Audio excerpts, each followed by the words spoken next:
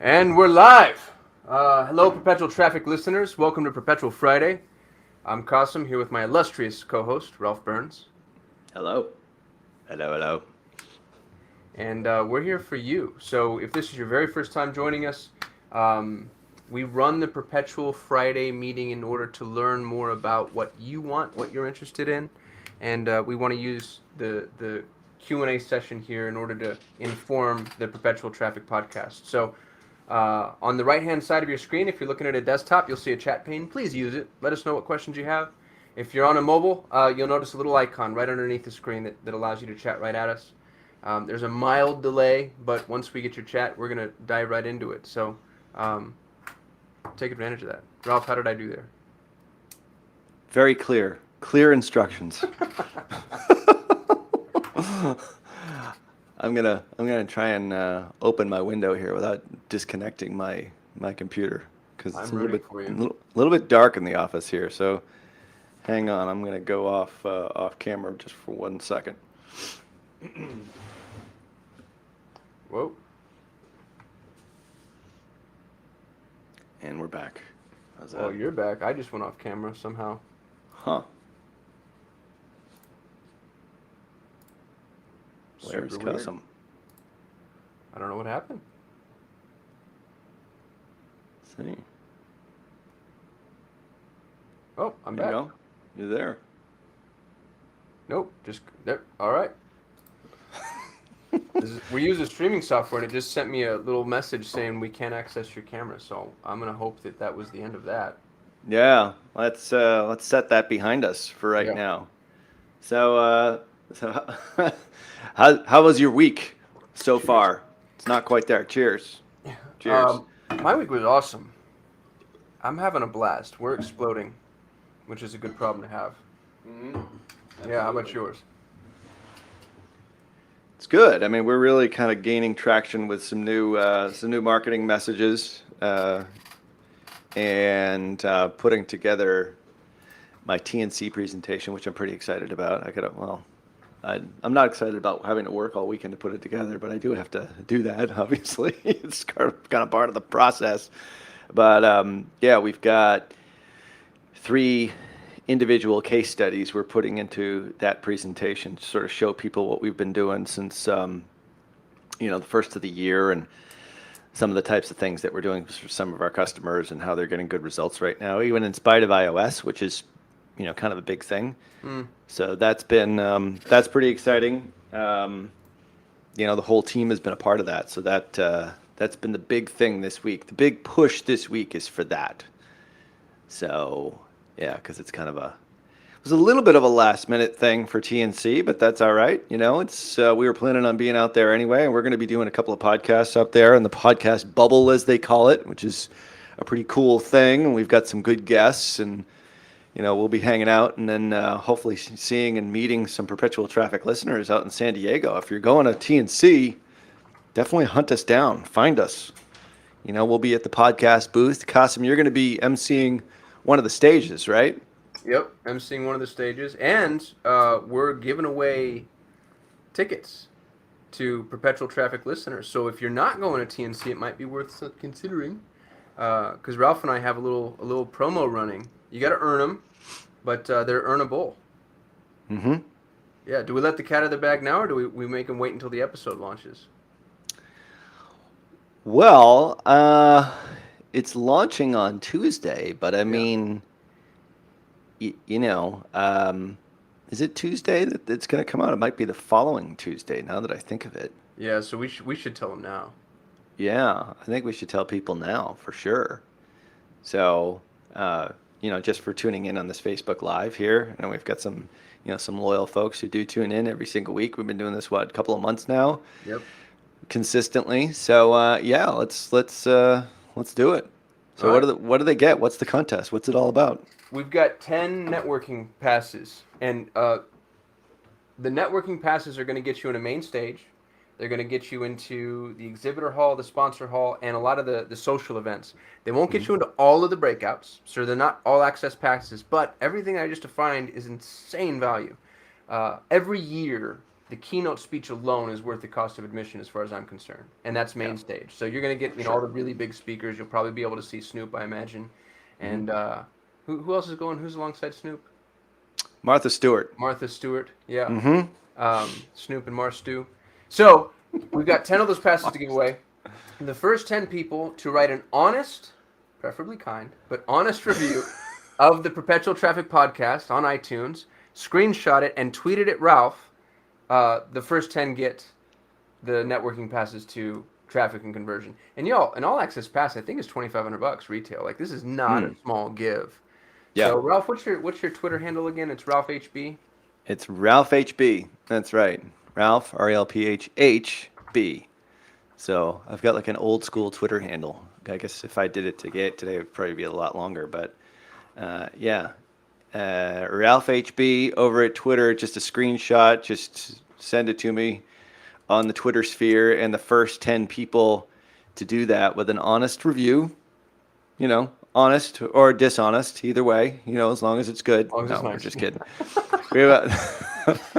If you hate us, don't do it, really, for Perpetual Traffic. But hopefully, if you're listening to this and watching this on a YouTube live, you're probably a Perpetual Traffic listener, is maybe my guess. But it's been a long-standing podcast we've been doing here for well over 5 years, coming up on 6 years. I'd have to kind of look back at my schedule here, but anyway, so we've got lots of reviews, but reviews power the popularity of the show on iTunes and helps us with reaching a larger audience and getting our messaging out to more marketing professionals and just doing a lot of good juju here to assist in the betterment of mankind when it comes to marketing and traffic and conversions, and that's why we do the show. But for those of you who are listeners, then you'll hear this in a week or so. But just send me Ralph HB at Twitter, at the Twitters, just a screenshot of your review, and we'll pick the first 10. Is that what we're doing? Yeah, We're doing the first 10. Yeah. So the early bird does catch the worm here and saves $2,500. Gets eaten. The early worm gets eaten. Yeah. It's interesting. I can look out on my lawn right now and I see a bunch of robins out there. They're looking for worms. Uh-oh. So We've got a couple of, I see Ahmed's here. Ahmed dropped in a note. Thanks for being here, Ahmed. Mariana says, hi, Ralph and Kasim. Nice to see you both live. Nice to see you, Mariana. Thanks for being here. If y'all have questions, throw them into the chat. We'd love to chat with you. And, obviously traffic related, but I'd say broader marketing. Ralph's agency does full funnel. So, post-click all the way through. And there's not a lot that we won't talk about, if I'm being honest. Like, we'll get pretty expansive here.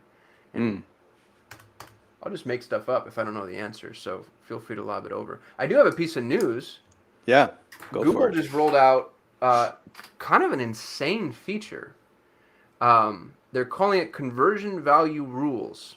And what they're allowing you to do is take a conversion value. So let's say somebody like, you sell cell phone cases and somebody buys a $10 cell phone case. Yep. That's the conversion value. So Ralph came to my site, bought a cell phone case, conversion value is $10.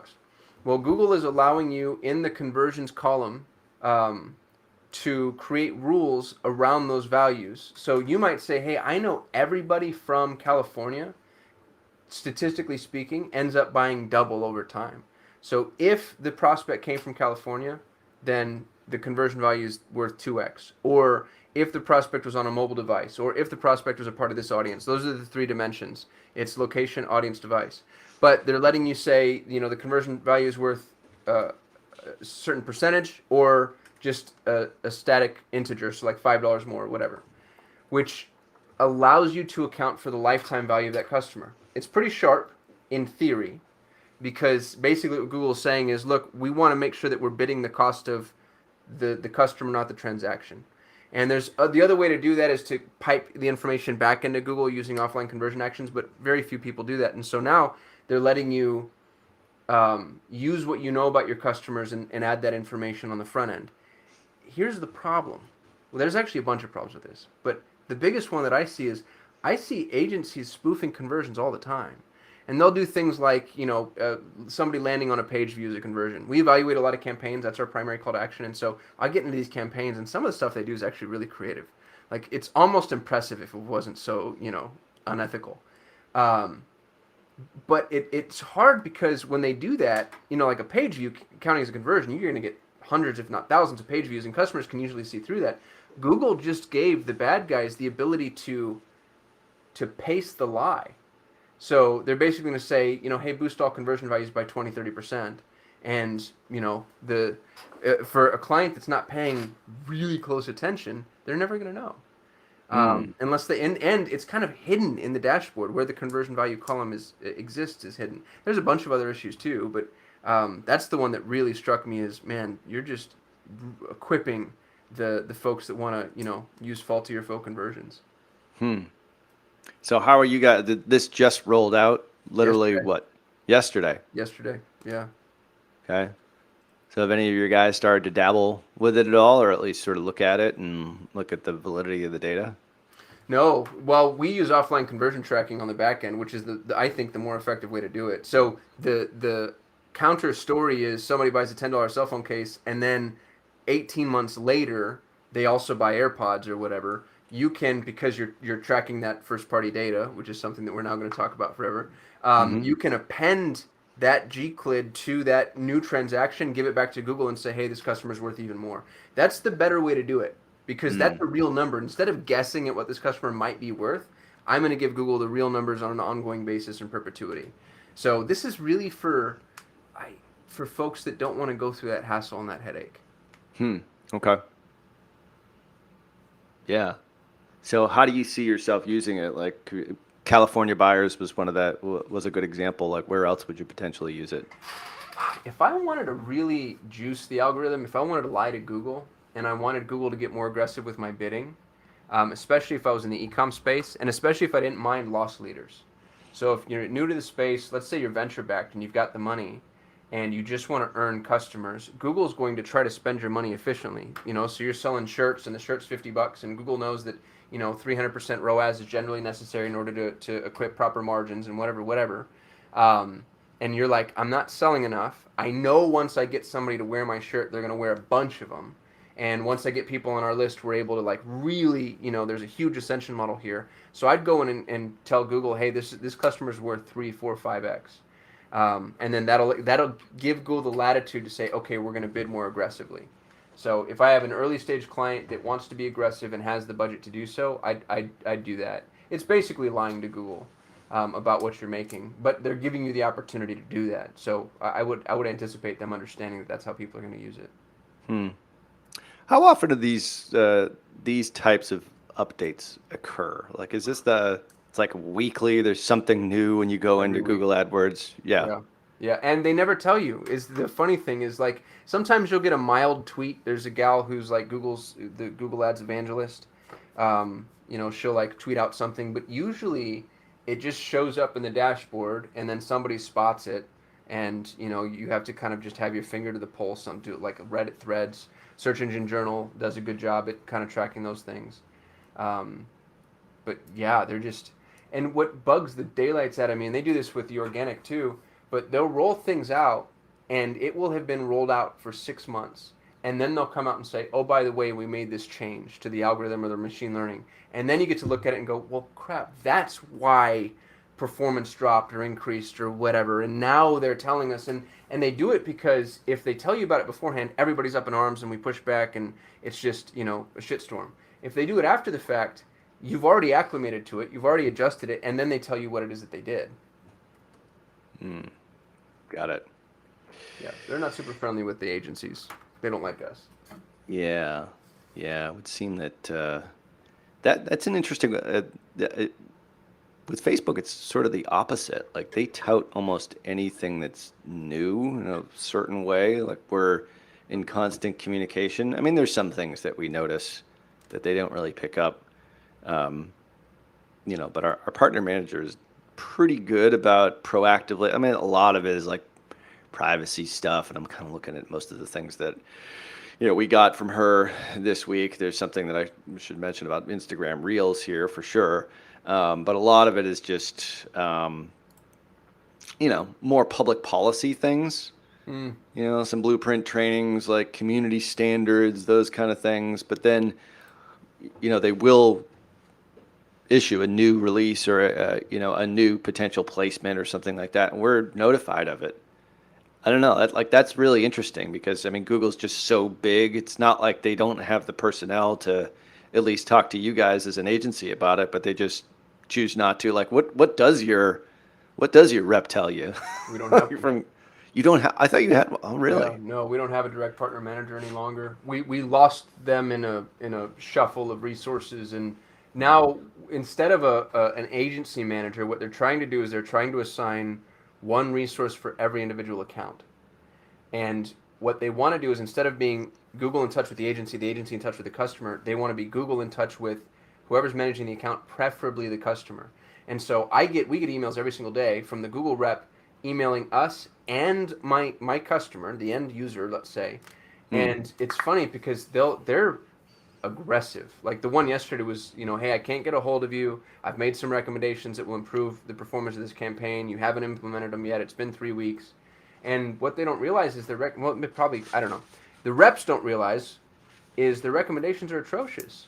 It's all in favor of what Google wants, like, oh, maximize conversions, just spend more, like lift the lid, remove this limitation. Right. And yeah, we stopped answering their phone calls and their emails and stopped scheduling calls with them. And some of them don't care; they get pretty hands off pretty quickly. And some of them have gotten like one guy found our booking calendar from a sales. We have on our website we have a booking calendar that you can book time with our salesperson, and he Hmm. booked with the sales guy in order to try to get into us and be like, you have to make these changes. So you can tell they're incentivized in some way to Right. get that stuff pushed across. But yeah, they're not agency friendly at all. That's really interesting. Yeah, I mean, Facebook has taken almost a completely opposite stand. I mean, getting an individual account for an individual customer, I mean, I would say probably we've got 40 or 50 accounts. I mean, we've got probably 100 or so, in our business manager, but I would say less than half have their own rep, if not maybe a quarter. So, and they're still trying to reach out to those people, but we've been a part of this partner manager program for quite some time now, and it's been a good relationship. We've gone through like 4 or 5 different partner managers, and they're very proactive, but they're friendly and helpful, uh, and we know that they have an agenda just because like that's just the way that the corporate world works. So we're like, all right, that's cool. We get sort of a scorecard as to how we're using all these individual metrics like all placements, if we're using CBO, if we're using video, short form video, long form video, like all that kind of stuff. And they were kind of given a rating, but at the end of the day, it's more about them cultivating just more dollar volume. Mm. So, I mean, that's how that business operates. That's how it really works. But we take, half, well, I wouldn't say half, but I mean, we take their recommendations as much as we possibly can. We've talked about some of that stuff on Perpetual Traffic as well, and we'll test it out and see if it works and then kind of report it back to the world. But yeah, I mean, they look at our spend, even though our spend is slightly down, I would say month over month, it's still, we're an important ally to them because they look at us as a conduit to the greater world. Mm. So why go for 40 or 50 different active accounts when they can just kind of go to us and we're the conduit for those 40 or 50, and then they'll have individual account managers if they can get to them based upon personnel, for the individual businesses. So that's sort of the way that we've seen it evolve. So it's a good arrangement. I mean, it's really helpful from a policy standpoint. That's been super helpful. Although we did recently have we had sort of this run of individual policy questions with some of our customers, and our partner manager was just so good at helping with policy. And then there was this one just recently where they were involved in the crypto scene and very legitimate, like actually as like a part of the overall portfolio for this company that helps people retire. And we couldn't get it back. Like we couldn't get policy to okay it. It was the first time in a long time where we haven't been able to reverse policy, because policy is a pain in the ass if you're a Facebook person. I Oh, mean, in Google fact, too. It's run by yeah, attorneys. Yeah. it's rough. So if you run into policy issues with Google, like where do you go? Like what do you do? Do you go through? They actually have a pretty good remediation process. You can appeal. Their appeal process is pretty quick. The automated slaps on the wrists tend to be really expansive, but the appeals tend to be better, especially if you make your case well. Um, but yeah, we used to have a partner advocate 2.5 years ago.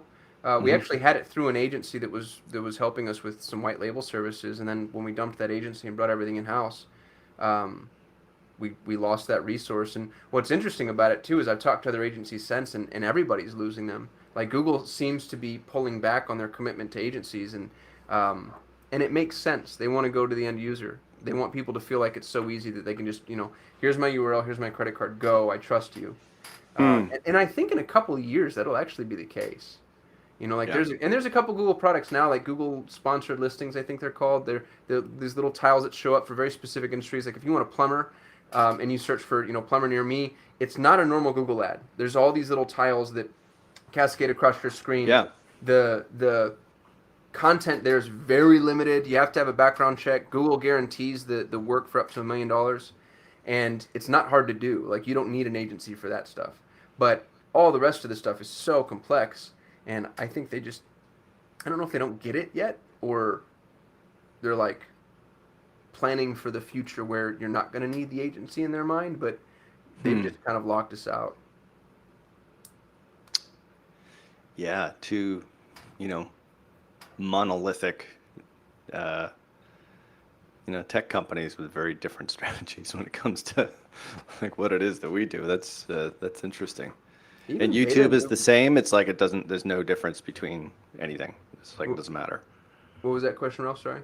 Is there any like if you have? I mean, we're talking about Google just so people understand. Like it's Google and plus YouTube. It's all in the same bucket. It's Yep. not like there's any sort of differentiation inside Google between, a YouTube, you know, chat assisting person and a Google search. Not at all. It's all the Not the same. same. Yeah, and I haven't found one of the individual account reps. Some of them have been very kind, but I haven't found one that tells me anything that I agree with. They're all reading from the exact same script, and the problem is to get anything out of them. I imagine that there's some agencies that probably have stronger advocacy than we do, and that's because those agencies comply. Like Hmm. Google, your partner status, one of the three factors that goes into where you rank as a Google partner is whether or not your optimization scores are high in the eyes of Google. The problem with that is the optimization scores are based off of rules that I don't agree with. And Mm. so this gets a little grenade throwy right now, but I've had people ask me like, why aren't you a premier partner? I've got 160 clients. Like we have more than enough volume to be premier partners. And my pushback to that is, well, you actually, if somebody is a premier partner, you might want to question them as to why are you doing everything Google is telling you to do?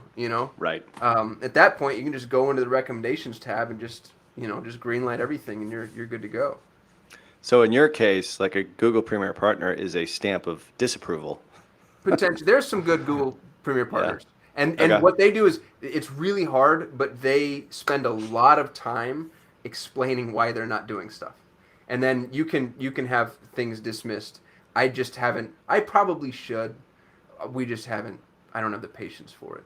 So there are a Mm. couple good Premier partners, but a lot of the really big ones, like if you see Premier partner, that just means that they've got some fresh out of school kid that goes in there and just does everything Google tells them to do. And at that point, man, hire a VA, save yourself some money. Hmm. Interesting. Yeah, that's. I mean, it's like I said, it's two different strategies overall. I mean, I don't know. It's unfortunate. Like, like what is the likelihood of getting like a rep, non-agency wise? Like, if I just opened a Google account, like, is there any sort of threshold of what you would need to be spending from an account perspective to be able to like, would anybody pay attention to you? I guess is my question. Would you Yeah, have if meetings that might be worthwhile? I think if you now I don't know what the minimum threshold is. Our clients all spend $2,000 a month or more. We don't take them. So, but if you're spending a couple grand, you'll get an email from somebody. 50% of the time they feel offshore to me. I can't tell that, but Hmm. just based off of various factors. Um, and you can hook a call with them whenever you want, and you can ask them whatever questions you want. I bet you if you're compliant, they'll even help you with policy stuff. I've never tried, Hmm. but what they're trying to do is get you to do the stuff that Google wants you to do, which is why I don't engage with the reps. As a matter, dude, if you go hit like Warrior Forum or any of the marketing forums, just search for the keywords Google ruined my campaign, because I can't tell you how many. It's 20% of our leads. 20% of our leads. Maybe that's a little aggressive, but a tax relevant number of our leads come from people who had perfectly fine campaigns. They were B plus campaigns. A Google rep got their hooks into them, told them to make these 3 changes, and then the campaigns tanked. And even reversing those changes doesn't fix it. And now they have to come to us and get an agency to fix it.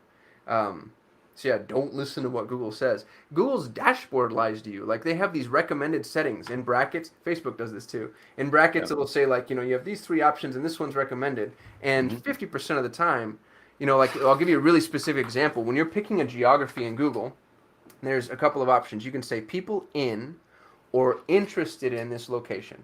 So I need to target Reno, Nevada, because I want to buy houses from people that are, they're distressed sellers in Reno, Nevada. I can target people in or interested in, which is recommended, or I Yeah. can just target people in. The problem with people in or interested in, especially with anything that might be of, like a bunch of people are moving to Reno right now. So you're going to get people from all over the country and potentially all over the world. It dilutes the quality of your leads significantly, and yet that's still Google's recommended setting. Wow. That's rough. I Yeah, and mean, how would you know unless you tested it and made a bunch of mistakes? yeah, like for example, the ones that were doing well and then they listened to Google, like what are the most common things that maybe we can tell people here to watch out for if you actually do get, you know, I guess either fortunate or unfortunate enough to be reached out to by a Google rep? Like, what are some of the things what's the biggest things that you've seen pain points wise for people who have listened to what Google has said in order to try to optimize? Hey, I'm listening to Google. My campaigns are doing well, but I want to scale them. And then I did this, and now all of a sudden everything's for shit. Yeah, there's a bunch of them. The very first one, those are going to try to change your bid strategy, and Okay. Google loves maximize conversions, which makes a ton of sense because it's basically like, hey Google, here's a blank check. I trust you. Please go do Hmm. whatever you'd like to do. And the issue with maximize conversions too is it doesn't take into consideration in every instance, and there are ways around this, but it doesn't always take into consideration lead quality. So you might get more conversions, but it dilutes pretty heavily because what Google's doing is trying to figure out how to maximize the value of their own inventory. So instead of being positions 1 or 2, you might be 3 or 4 at the bottom of the page, and those conversions tend to be less valuable, obviously, because now you're dealing with like looky-loos who are clicking on everything and filling out everybody's form. So Right. changing your bid strategies, and I'm not telling you there's anything wrong with maximized conversions. There's a bunch of reasons where you'd want to use that bid strategy. Google wants it all the damn time. Changing bid strategy, changing attribution, so Google's might encourage you to switch over to last click attribution or time decay attribution depending on what your campaign looks like and what you're doing. And there's nothing wrong with those attribution settings if you know why you have them in place. Like for smart shopping, for instance, smart shopping it's a user acquisition strategy. So it's like we go get somebody, bring them into my fold, and then I remarket to them to death forever. And then someday they buy. You don't want last click attribution because the last click doesn't actually matter. What matters is the first click. How did I get them into this firing squad of mine where they're just getting hemorrhaged, just getting barraged with all of my ads. And Google making those changes, I think, can be a catastrophic error. The other thing that they do, and I have this in writing, they, in their own documentation, I shot a YouTube video on this recently, they say, feel free, and I'm paraphrasing, but basically feel free or feel confident to increase your spend as much as you'd like and as often as you'd like because our algorithm can handle it. And it's such a bold-faced lie. The best campaigns I've ever run in my entire life with massive spends, you can't increase more than 10-20% per week. If Hmm. you ever go into Google and try to double anything, it's self-imposed inflation. You just shook the whole ecosystem. And people that have like automated bidding and there's just a bunch of cascading repercussions for any major change like that I don't know why they I don't know why they offer that narrative, but Hmm. it's irresponsible. And I see it all the time, man. I see it, I can't say daily, but weekly for damn sure. So I just logged into our MCC, and the first recommendation for our biggest spender is Maximize conversion. recommendations. Raise your budgets. Yep. Oh, raise your budget. Yeah, there you go. Oh, it was maximum. I haven't seen that one yet. The next one is add new keywords. That Third makes one is add structured snippets to your ads. yeah, which actually is a good recommendation. That seems like a smart recommendation. Yeah, that's a good Like it one. wouldn't fundamental. I mean, you're optimizing in a different way there. Add call extensions to your ads. That's a bad one because call extensions, the problem with a call extension is there's no barrier between you and the idiot that's about to pick up the phone. And people Okay. don't pay attention. So I can't tell you how many times people call us. If I'm using call extensions, they actually call me thinking I'm Google because they just Google the words like Google Ad You Support and then are they, Google. I You're know as I smart should as be. Google. Yeah. But they call the very first number that they see because they're so used to having like the result be so relevant. So I love most extensions. Call extensions, there's nothing wrong with them in the right context. Like if you're an emergency plumber, yeah, use call extensions 100%. Mm. But, call extensions have some pretty crappy leads. Increasing or adding keywords is dangerous because Google moved everything to broad match effectively. So if you add one keyword, that's the equivalent of adding 100 because Okay. Google is going to be so expansive. If you go in there and say, "Hey, I want a red shoe," and somebody Google's like magenta flip flop, Google's like, "Close enough, give it to them," and then all of a sudden your ads popping for that crap. And sometimes you might say, "Hey, that's actually really good for me because I also sell magenta flip flops." But for the most part, when they get that expensive, it ends up being to your detriment. And what's even worse, Ralph, and I'm so sorry I'm on this weird tear. What's even worse is they don't show you your search terms anymore. They used to show Mm. you every single term that you paid for. So there's the term that I bid on, and then the term that they actually searched for. And those two things are going to be different, and we know that. But the term that they searched for, I used to have a list, itemized, with the number of people bidding on it, the number of conversions from those search terms. And now they took away a percentage of those search terms. They won't tell you how many they took away, but it's significant, more than half. And you'll have conversions for terms that they don't give you. So it'll just be not provided. It'll be like, oh, somebody Googled, it's within this red shoe bucket, but I'm not going to tell you exactly what it is they searched for. And they're claiming privacy. I call BS. Like Mm. it's just them trying to force us in a position where we have to trust the machine learning. Yeah. Super interesting. So, like, we've gone through, I've got 8 recommendations here. Like, maybe we can just go through them and just shoot them down. So, you hit the raise your budget, like, no Yep. more than 10 to 20% per day, correct? Like, the Per use. week. Oh, per week. Yeah, Okay. 10 to 20% per week. There are some exceptions to that rule, but as a broad rule, it's a good one. Mm-hmm. Okay. Got it. So, that's the biggie. It's the one that's first. Add new keywords. We talked about that. A Yep. little bit on the dangerous side. I know which ones those are. Add structured snippets to your ads. Can you explain a structured snippet to people who might not know what that is? Yeah, it's one of Google's ad extensions that lets you give snippets of information. So, like, little categorical bullet points, let's say, where you're describing what it is that your product or service is. That's almost all of Google's extensions are worth using. Hmm. The ad extensions help you occupy more real estate on the screen, and they're taken into consideration with your quality score, and they improve your click-through rate. I think a big error is not using all of Google's extensions, but make sure that when you use them properly and you know what they do. Like Google has the equivalent of Facebook lead forms. Google has their own form, and you don't necessarily want that to fire on every term or for every facet of your funnel. And if you do, you want to customize the form so that it's not easy for people to fill out. Because again, you need that you need to give them a second to think about what they're doing. Otherwise, you Right. get a bunch of leads where they don't even remember filling out the damn form. Hmm. Okay. Makes sense. So I think about structured snippets as like, I don't even know if schema is something that's even still done in like SEO and so forth. But from a, it's almost like the more data that you're giving the machine, the better. And Yep. any structured snippet or extension you say for Google is a good one to fill out as long as it's filled out honestly and it just describes the individual product. Or is there any recommendation there that you would make maybe for, ways in which you have been able to optimize? So here's some examples, and I'll try to zoom in just a little bit. Hmm. If it lets me. So these are structured snippets. Yep. And there's actually, this is even better. There we go. So you can see ratings is an extension, Right. call outs are extensions, structured snippets, and then site links. And sitelinks can get even bigger. Let's go sitelink examples, because this is probably easily my favorite extension. Like, look at how much bigger your ad is, how many more opportunities you have to catalyze a click through, and how many more calls to action you can offer. And they actually, Nike hasn't done a very good job here. You'll notice that some of these, like order online, free cheese sticks, custom pizza, Pizza Hut fight night, like those are 4 different narratives. You basically got 4 different ads and your main ad, and it doesn't cost you anything more. It's more likely that they click. It only happens to the top result.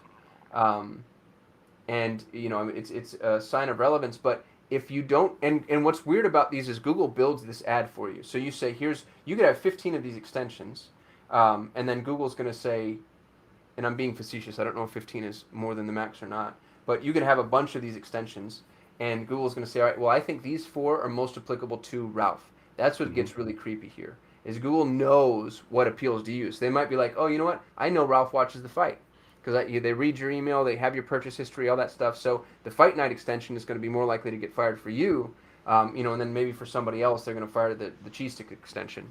So kind of cool stuff. So it's relatively easy to do, and it can, relatively speaking, it takes time, obviously, to be able to do it. Writing the copy takes the time, but adding it is it's a technical cakewalk. There's no difficulty to it whatsoever. Okay. So for the ads that you have running right now, do you have structured snippets in the majority of them, or what's your sense? Yeah, almost all of them, where we have the information necessary. Absolutely. Got it. And it's just one more thing that's additive to make it more effective. Correct. Okay. And it really only affects if you're bidding, can it actually get you to the number 1 spot, even if you're not outbidding, or quality score and everything else, or relevance score isn't quite as good as the competition? Can it help you get to the top? Yeah, your extensions absolutely can, because they're going to factor into your quality score and your expected click-through rate. And so having that context can not only help you get to the top, but the way that Google works, Google's based off of something called the Vickrey auction model, which was developed in like the 1800s, but it means that the highest bidder wins the bid but pays the second highest bidder's price. Right. Which is brilliant. Facebook's the same. Yep. Yeah. Oh, I didn't know that. That's cool. It gets people bidding the cost or the value instead of trying to bid against their competitors. But what's cool about it too is it has a second layer to that. There's like a second dimension. So there's the bid, but then there's also the relevance, and the relevance kind of turns it upside down. If you're more relevant, you will pay less and rank higher. And so they take your bid and they attach something like akin to like a grade. And that means that you can be the quote unquote highest bidder and not pay the most money, because Google is like giving you, their funny money, let's say, in terms of their quality score, their ad rank. And so if you're ultra relevant, you'll rank higher and you'll pay less money. Got it. Makes sense. Yeah. Well, let's keep going through these here. So recommendations, structured snippets is a definite. So that's a good one. So That's far, good. we're 1 out of 3. That's about right. Call extensions, we talked about that, but that's... Well, what does the client do? Yeah.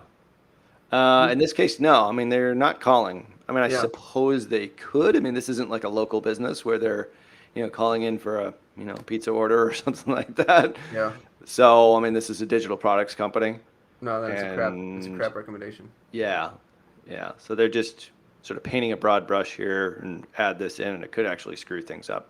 Yep. I'm trying to think. I think some of their high-end coaching does take offline phone calls, like book a call kind of that thing, but not really all that relevant. So it sort of depends here. But if you're a local business, if you're a pizza shop, if you're a, local gym, that would probably be something that you would want to have call extensions to your ads, correct? Something to test. Here's what's interesting is if somebody calls from your ad, compare that to somebody calling from your landing page. And I know this because my agency tracks and records every single phone call that we catalyze using a system called Call Tracking Metrics. So we track, record, and then I have a team that scores those calls. When people call from ads, the quality of the lead is much lower than when they call from your site or your page, for a bunch of really obvious reasons. If they've made it to your site, they know who you are, you've been able to qualify them, you're managing expectations, they have more information and context about the offer. A lot of times if they're calling from the ad, it's really just like how much or how fast. It ends up being like very transactional.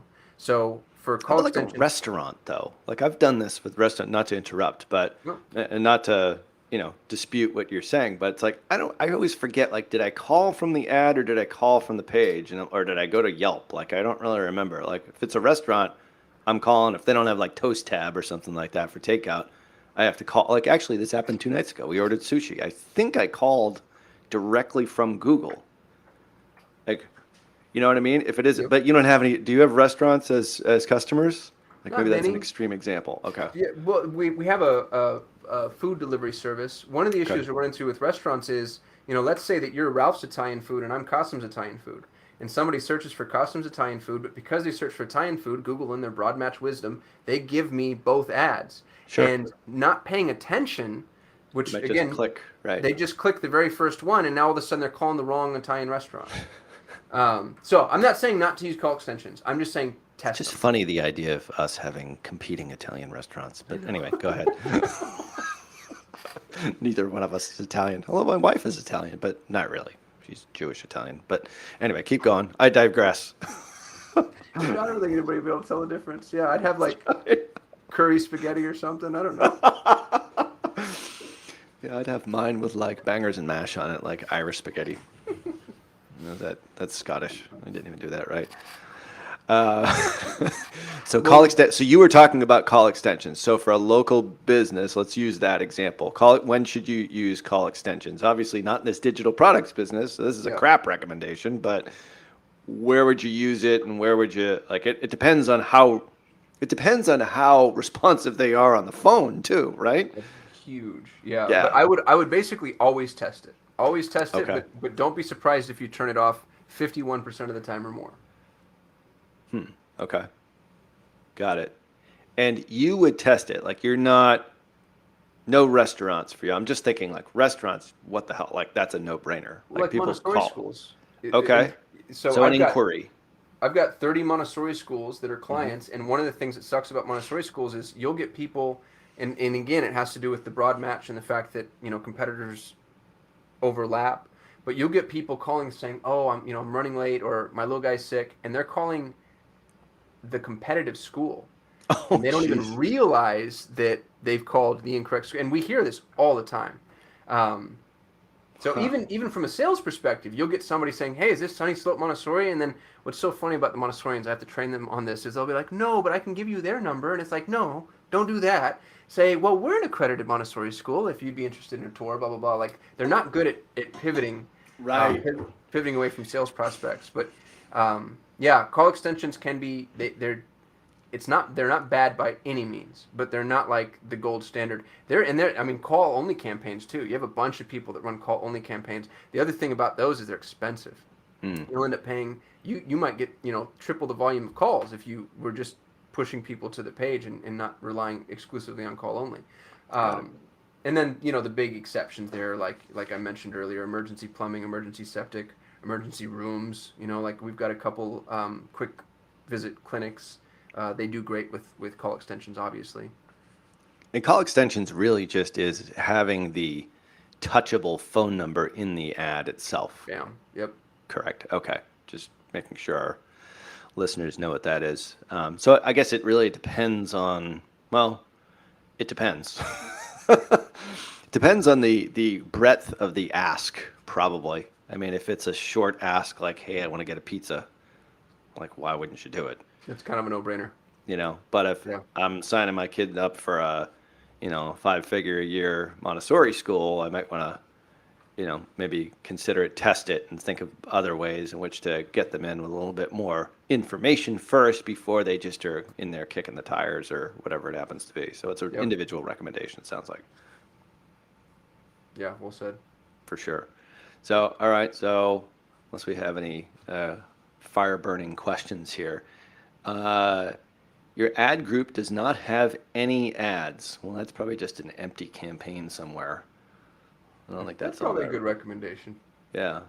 Hopefully we're not running campaigns with an empty ad and paying for that. So I don't think that's the case. Add site links to your ads. That's a good one. That's Okay. actually a great one. Sitelink All right. extensions are my favorite extensions and should be a necessary prerequisite. All right. So go through that for people? Like what specifically is that in the ad? Those are the screenshot that I just shared where you have the main ad and then underneath it you have like a little mini library of kind of sub ads. Ah, gotcha. Those are your Yep. Sitelink extensions. And what's cool about it is I like to include things like the About Us. You know, you don't have to be pitchy. Realize that maybe they don't want the pitch. Maybe they want to get to know you. The second most traffic page for most of our clients is the About page. People want to know your mission, your vision, your values, your history. So you could add, add pricing if you had pricing. I'm a big proponent for including pricing up front, as transparent as you can be. And you might say, well, I'm an attorney and everything's different, or customer, whatever. It's like, all right, well, tell them, I start at $450 an hour, but we work on contingency, we work on retainer, we work on whatever. But give them some amount of information. There's nothing wrong with allowing people to pre-qualify themselves out. You don't need to get them on the phone before they realize like, oh, I can't afford that. We're in the edge of the educated consumer, and I think giving people that information on the front end is helpful, and Sitelink extensions let you do that. Okay. So it's just a general rule, like more info that you give to Google, the better. And this goes for Google and YouTube, because I clicked into some of these, it adds site links to your ads. It immediately goes to our YouTube on this one. Yeah, Okay. extensions can proliferate throughout the Google ecosystem, which is pretty cool. Got it. Do it once, and you got it in there. All right, 2 left, unless you want to go to something else. All right, here we go. Fix your audience source that's sending a required, oh, wait a second, they cut me off here. Google doesn't want to tell me what it is. Your campaigns can't tailor dynamic ads based on user activity when the required parameter doesn't match your feed. Make sure your audience source is sending the required parameter correctly and your feed has the right items. Looks like you're trying to push a custom audience to Google, and one of the key variables is missing. So that's more of a technical issue or error. Yeah, 92% of e-com provided values received in the past day didn't match your feed. Interesting. Oh, I see what it is. It's almost like it's a retargeting audience, right? Yeah, so somebody purchases, and then you try to pipe that prospect back into Google for either a customer and or lookalike audience, and then Google might say, hey, we don't have the information necessary to do that. Got it. All right. So another recommendation that's actually a good one. Yeah, and Google does a good job of telling you when stuff is broken. Right. So at the very least, you should be looking at your recommendations over on the right-hand side when you log into your account. Yeah, we look almost daily for big spend accounts. For small spend accounts, we might look, make sure to look every week or whatever. Got it. So, all right, so we did that one. And the last one, add callouts to your ads. Callouts are missing from one campaign. Yeah, callout extensions are like structured snippets, but not as structured. So structured snippets require like a primary category, and then you get to have information under it. Callouts are just like, I don't know what, free delivery, or whatever you want to say about your business or whatever value propositions you have to offer. So also really good to add. Although I'm looking at these ads that in the call, like these are actually pretty well written. As they appear, but it's worthwhile. If you've got like a little, this doesn't, from the way that Google is telling me inside MCC, it's like these are relatively small changes that can have an incremental impact. I don't think it's necessarily going to make or break, or am I reading that incorrectly? No, I think you're correct. Google's death by 1,000 cuts, so it's a lot of little things. Extensions are one of the things that it's a couple of cuts. So it's a big enough bucket for me to say, hey, as a matter of fact, I recorded a video for our YouTube channel the other day. Somebody was asking for like the top 5 things you can do to improve CTR, and the number 1 was extensions. Go to school on all of Google's extensions and use all of them. Yeah. It's a really easy thing to do to boost your performance. It's kind of like, I think about it on the e-com side, like a product feed or a catalog. If it's just really is not a whole lot of information there, the more descriptive you can make it and filling out all the fields, like the more information that you're giving to the algorithm, the better you're going to be. It's a little bit more work. I know you use, a service to addend your feeds or to optimize your feeds, correct? For smart shopping. Yeah, I look at this as it's the same kind of thing. I don't think this is a new concept for anybody who's been a listener of the show. It's like the more data you give to the algorithm, the more data you give to the machine, the better off your ads are potentially going to perform. It might not be a make or break between, making $1 million and losing $1 million, but it could make you an extra couple 100,000, I suppose, if you're $1 million. You know what I mean? Like, it does matter over time, especially as they all add up, because it's death by a thousand paper cuts with both platforms. Is that fair to say? Yeah, yeah, that's well said. So, and how do you guys, like, going into that side, if we've got some e-commerce people that are listening, like, what is it that you recommend there? Like, kind of going on the structured snippets and a lot of the other things that you do to your ads itself. But then there's the other component, which is actually the feed. Like, what do you recommend if you are an e-commerce company and you're doing, in essence, what we refer to as dynamic product ads? But like, what do they optimize? What are the key ingredients to optimizing a shopping feed? Or maybe just even extend it out to explain people like what that is and why it's important. Yeah. So with ecom, your ad is the product. So you want to make sure you have really robust titles. And it's funny because there's a couple of schools of thought here, and I don't know that I'm right, but I camp right now in the Amazon professionals arena. If you're on an Amazon product, you ever notice that the title's like almost a paragraph? Yeah. I don't think you should go that far with Google because it's like 140 character limitation or whatever before it's not shown on the screen any longer. But Google's taking the title into consideration when it's trying to identify what your product is, and how relevant it is. So a lot of ecom stores, they have like I've seen this with clothing a lot. They have like really cutesy names for their stuff. So like a woman's dress is called like autumn flare, and it's like, all right, I need in that title black long dress. You know what I mean? Like, because if it's not in there, then Google's not going to know that that's a black long dress. And if somebody searches for black long dress, they're not going to throw autumn flare up there. Now you could have autumn flare in the name if you want to, but making sure your titles are robust, strong descriptions, strong snippets within the descriptions, which really just means bullet points of information. And then this gets a little mildly technical, but you have to have what's called a GTIN. Gary, Tom, Indigo, Nancy, GTIN. And the GTIN is the unique identifier for the product. It's like the UPC code. And it's how Google knows that this product is the same product if you change things. So if I optimize it, meaning I change the title, change the description, change the imagery, whatever, Google's like, okay, that's still the same thing because it's still the same GTIN. So to have a scalable campaign, you have to have GTIN codes. And then you have to have, obviously, phenomenal imagery. But what most people neglect and forget about is lifestyle images. Because with the shopping feed specifically, especially if you're running smart shopping, there's the inbound search where somebody goes, yeah, I want a long black dress. And they might see just a picture of a long black dress, but what they really want to see is a human being in that black dress. Preferably doing something. That whole up against the white screen posing, that's fine. But if you get long black dress in a context that's appealing, it's just far more likely to engage a prospect. And this gets really awkward and probably cancel culture worthy, but the highest performing image across all categories and all demographics is a 30-year-old female Caucasian brunette who's attractive and smiling. Mm-hmm. And if you're watching this and you hear me say that, go to the shopping mall right now, and all you're going to see is it's 80% of the ads. 30-year-old female Caucasian brunette who's attractive and smiling and making eye contact. It's insane. Once you hear that, you're like, oh my God, that's the only person they cast. Everything else is on the periphrasis. So do with that what you will, but to optimize your ads within shopping, you really need to optimize your products. So in use, the logical description, like long black dress, GTINs. If people don't know what GTINs are, maybe explain what that is. Like, if you're an e-commerce business owner, you probably do know what this is. Oh, dude, you'd be surprised. We run a masterclass for ecom, and that's one of the we have to spend a whole day on it. But it's like the barcode. It's the UPC code. There's a company called gs1.org.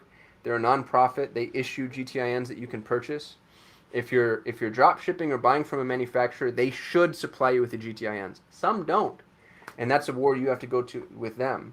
Now you can buy your own GTINs for that product, but then if there end up being multiple GTINs for the same product, that gets weird. I don't know exactly how Google treats that, but I would be concerned with it.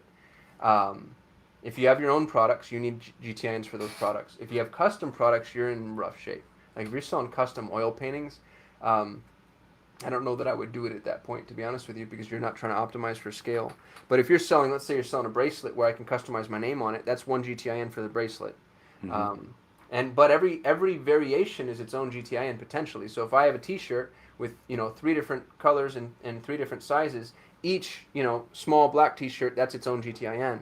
Um, you don't necessarily have to play by those rules.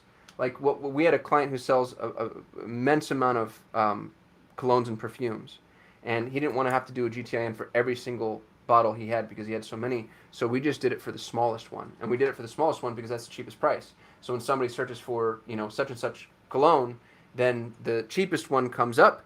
They click on it, but then they upgrade the size. They go from like 1.7 ounces to 4.3 ounces or whatever. And Google, what's interesting about it though, is they attribute the purchase value to the product, the GTN code that got the click. So it will always be the smallest product that Google thinks is the most productive, because that's the one that we're pushing off into our feed. And Clyde asked, what's your e-commerce masterclass called? Thanks for asking, Clyde. It's called the 3X Shopify Challenge. We run an online challenge. We do it every 6 months or so. I just dropped a link into the chat. We just wrapped up the last one. And it starts off as a free 3-day challenge where we basically go through the basics. And then after 3 days, we try to sell you the masterclass. And you don't have to buy it if you don't want to, obviously. The 3 days is enough information to really equip you. If you're a 101 student, I actually encourage people not to buy the masterclass. Like, don't go, because it's expensive and it takes a ton of time. The 3 days is more than enough to give you everything you need. But then if you want to level up, the masterclass is available and accessible to you. And we'll be doing another one again, I imagine, October, November sometime. Pretty good. Funny, the brunette female smiling, looking at the camera, or looking at you. The most famous female, if you even Google it, you'll see it, and it won't be a surprise to you. It's image from World War II. We Can Do It, with the woman with like the bandana on the head, brunette, somewhat smiling. Yeah. Looking at the camera, and this was back from like the 40s and 50s, so not much has changed. And we always sort of talk about that in Perpetual Traffic. Not a whole lot changes in, human behavior and human psychology over time. The same principles apply now as they always did. But, when I was an affiliate, I probably told you this, it was this French female broadcaster that we used on every single affiliate ad. And she was obviously very attractive. Like, she was Caucasian, but tan, and Yep. I'm trying to find it just to show you, because we used it in every single ad, and we would split test it against blonde and other images. Like, we always came back to her. I forget what her name was. She was like a TV personality in France. But anyway, so that was like one of the things that we did for 2 or 3 years in the affiliate world. Point is like today, still to this day, it's like the lifestyle image ads, people do forget about that. I see that a lot when you see DPAs or dynamic product ads in your Facebook feed. It's just like the product image with a white background. And, actually having it, in motion or in use or being used in lifestyle related, it's just one additional step. I don't know which the most popular or which the most impactful step is, but just from a click standpoint, it would seem to me that would be, because now it's the ad calls out the audience as opposed to the audience calls out the ad, right? So the ad itself, we talked about, I guess, yesterday, is even more important, I think, today than it ever was. Like, if I had to say, is GTINs more important than the lifestyle image in a dynamic product ad in Facebook, I would probably say the images. I'd agree with you. I'd actually agree with that in Google, because in Google, Okay. if you have a phenomenal image, now you wouldn't be able to optimize the feed past a certain point. But if I only could pick one, I would take amazing creative, like Yeah. amazing top-notch creative, because at least then I know I have a good chance. If I've got a GTN code and crap creative, there's no way. There's no way. Yeah. So yeah, I think that the technical facet it's not to be ignored, but the creative is so important. And what's so funny, man, is it's so important that some of our highest performing creative doesn't actually feature the product.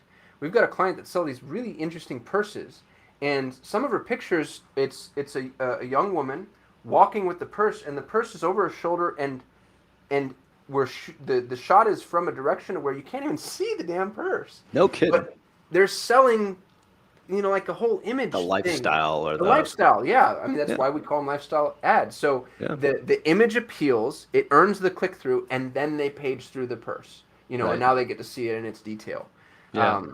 So a woman sees that, she's like, wow, that woman, like, aspirational Right. after state I want to kind be of like thing. that. I want to Yeah. be like that. I mean, even though a woman won't say, no, it's not the case, but it's like Right. psychology doesn't change all Right. that much, which is one of the coolest things about advertising, which I think gets us really excited, which we should do a show on all the things that we were kind of discussing yesterday about the importance of ad copy. Ryan Dice's great quote, especially now with, the tracking and visibility and everything else changing. It's like he who can write the best ad copy wins. Yep. Going through ad copy, creative, like really doubling down on that. Certainly what we've done here, as an agency, like that's where all our payroll is right now. But be something good to talk about here on the YouTube lives and on the show. So this was really good, actually, going through a little troubleshoot of one of our accounts here. It wasn't the biggest account we have, but it's one of the ones that, is sort of new and starting to gain some momentum, which was really instructive. So I appreciate that. Yeah. Happy to help anytime. We did it. And we just hit the hour mark. Yeah. You've been watching. Clyde, Mariana, Ahmed, appreciate y'all chatting in and sticking around for us. And don't forget, y'all, we do this every Friday. So come, hang out, ask your questions. And don't forget to tune into Perpetual Traffic. Drops every Tuesday. Every Tuesday. That's it. Do we have any Like messages clockwork. we forgot, Ralph, or is this a good? I think that's good. I don't think we've missed an episode in ever. So Ever. there you go. Yeah. Pressure's on us to make sure every Tuesday we're there. You're welcome, world. Yeah. Ralph HB at Twitter. First 10 get the pass for Traffic and Conversion Summit. Yeah, which is a big deal. We'd love to see y'all there. Clyde just said excited for this. Thanks, guys. Thank you. Appreciate you tuning in. I'm so sorry if I mispronounced your name. And we'll see y'all next Friday.